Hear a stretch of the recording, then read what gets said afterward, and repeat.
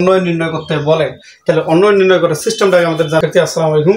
আজকে আমি তোমাদের সামনে আরেকটি ম্যাথ নিয়ে হাজির হয়েছি, সেটা হলো নবম দশম শ্রেণীর সেট অফ ফাংশন দ্বিতীয় অধ্যায় অনুশীলনী 2.2 এর 11 নম্বর অঙ্কটি। তাই এখানে আমাদের বলছে উন্নয়ন নির্ণয়ের কথা। তো উন্নয়ন নির্ণয় করতে গেলে দুটি সেট থেকে যদি আমাদের উন্নয়ন নির্ণয় করতে বলে তাহলে উন্নয়ন নির্ণয় করার সিস্টেমটাকে আমাদের জানতে হবে। সিস্টেমটা হলো কি, অবশ্যই এই দুইটি সেটের কার্তেশীয় গুণজ বের করতে হবে। এই সি এবং ডি সেটের কার্তেশীয় গুণজ। কেন কার্তেশীয় গুণজ বের করব? তার কারণ একটি অন্বয়ের মধ্যে তাদের উপাদানগুলো ক্রমজোড় আকারে থাকে। একটি অন্বয়ের ভিতরে যে অন্যের যে উপাদানগুলো আছে সেগুলো কি আকারে থাকবে? ক্রমজোড় আকারে থাকবে। তাহলে ক্রমজোড় আকারে প্রকাশ করতে গেলে অবশ্যই আমাদের এই দুইটা সেটের কার্তেশীয় গুণজ করতে হবে বা ক্রস গুণফল করতে হবে। তো আমরা এখন সমাধান করি। যে দেওয়া আছে C equal 2,5, D equal 4, 6, 7।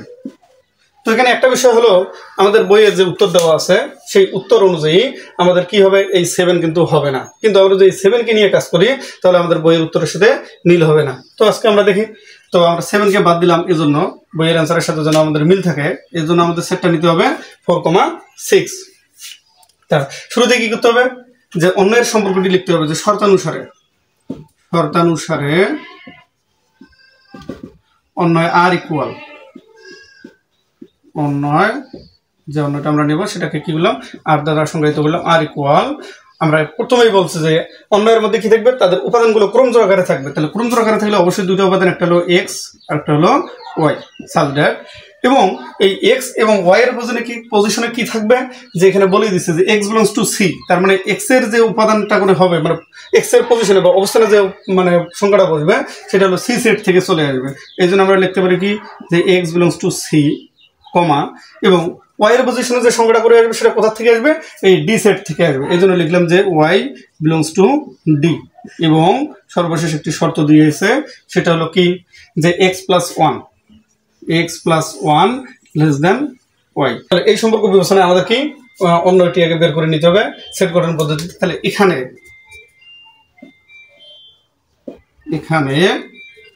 C cross D মানে আমরা কি বললাম? কার্তেশীয় গুণজ বের করতে হবে। তাহলে কার্তেশীয় গুণজ বের করতে গেলে দুইটা সেটেরই আমাদের কি করা লাগবে? যে ক্রস গুণফল করতে হবে। যে 2,5 ক্রস ডি এর মান 4,6। আচ্ছা, তাহলে কার্তেশীয় গুণজ দ্যাট মিন্স আমাদের কি আসতেছে? এই প্রথম যে উপাদানটা আছে 2 আছে, পরের যে সেটটি আছে সেই সেটের প্রত্যেকটি উপাদানের সাথে ক্রমজোড় আকারে আমরা প্রকাশ করব। তারপরে 2 এর সাথে 4, তার মানে 2,4। তারপর দ্বিতীয়ত কি হবে?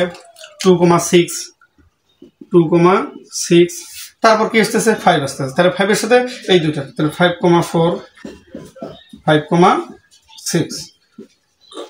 এটা হলো কার্তেশীয় গুণজ। আচ্ছা, আমাদের শর্ত বলছে কি? শর্ত বলছে হলো যে এক্স এর পজিশনে সি সেট থেকে আসবে উপাদানগুলো, ওয়াই এর পজিশনে ডি সেট থেকে আসবে উপাদানগুলো ওয়াই এর পজিশনে। এবং শর্তটা হলো X plus one less than Y. তার মানে এটা দাঁড়াচ্ছে কি, যে এক্স এর মানের সঙ্গে 1 যোগ করার পর যদি দেখি যে ওয়াই থেকে, মানে ওয়াই এর পজিশনে যে মানগুলো থাকবে তার থেকে যদি ছোট হয়, তার মানে আমরা কি সেই ক্রমজোড়টা করে নেব। আচ্ছা, তাহলে এখানে শর্তানুসারে কি হবে? তাহলে সুতরাং নির্ণেয় আর বলতে যে অন্যটা আছে। তাহলে এক্স এর উপাদান এখানে কি আছে? এক্স এর উপাদান এই ক্রমজোড়ে এক্স এর উপাদান আছে আমার 2, আর ওয়াই এর উপাদানটা কি আছে? 4 আছে। তার মানে এখানে আমার শর্ত কি ছিল? এক্স এর মানের সাথে 1 যোগ করতে হবে। তাহলে এক্স এর মানের সাথে যদি আমরা 1 যোগ করি তাহলে 2 আর 3 আসতেছে, যেটা কি ওয়াই এর মানের থেকে ছোট। তার মানে এটা যদি এক্স এর মান হয়, এটা যদি ওয়াই এর মান হয়, তাহলে এক্স এর মানের সাথে কি যোগ করলাম? 1 যোগ করলাম। তাহলে 2 আর 3, যেটা কি ওয়াই থেকে আমার ছোট আসতেছে। তার মানে এই ক্রমজোড়টা আমরা কি অন্যয়ের মাঝে নেব। তার মানে 2,4। তারপর দ্বিতীয়ত আসি, এখানে কি আছে? 2,6। তার মানে এইটা যদি এক্স এর মান হয়, এর সাথে যদি আমরা 1 যোগ করি তাহলে 2 আর 3 আসতেছে, যেটা 6 থেকে ছোট।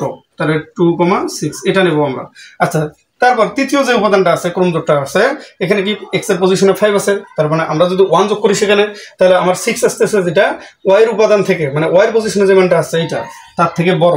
মানে আমরা এটা কি শর্ত বিরোধী, তাহলে আমরা এটা নিচ্ছি না। তারপর ঠিক অনুরূপ এখানে কি আসতেছে?